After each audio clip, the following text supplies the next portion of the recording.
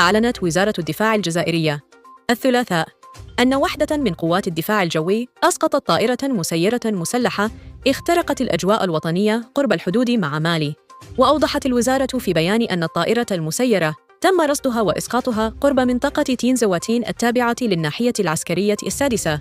بعد أن توغلت داخل الأجواء الجزائرية لمسافة كيلومترين. وأكدت الوزارة أن هذه العملية تبرز اليقظة العالية والجاهزية المستمرة للجيش الوطني الشعبي في الدفاع عن سيادة بلادنا. ولم تعرف على الفور الجهة المسؤولة عن إطلاق المسيرة، ويأتي هذا التطور في ظل تصاعد التوترات الإقليمية، لا سيما بعد إعلان السلطات الانقلابية في مالي خلال يناير-مايو كانون الثاني 2024 انسحابها من اتفاق السلام الموقع في الجزائر عام 2015 مع حركات الأزواد الطوارق في شمال البلاد. ومنذ ذلك الحين شنت القوات المالية بدعم من ميليشيا فاغنر الروسية هجمات متكررة على معاقل المتمردين في الشمال،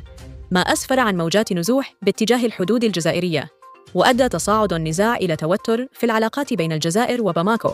إذ أكدت الجزائر التي كانت راعية لاتفاق السلام مراراً رفضها لأي حل عسكري، داعية السلطات المالية إلى استئناف الحوار مع قوات الأزواد من أجل تسوية سلمية. الأناضول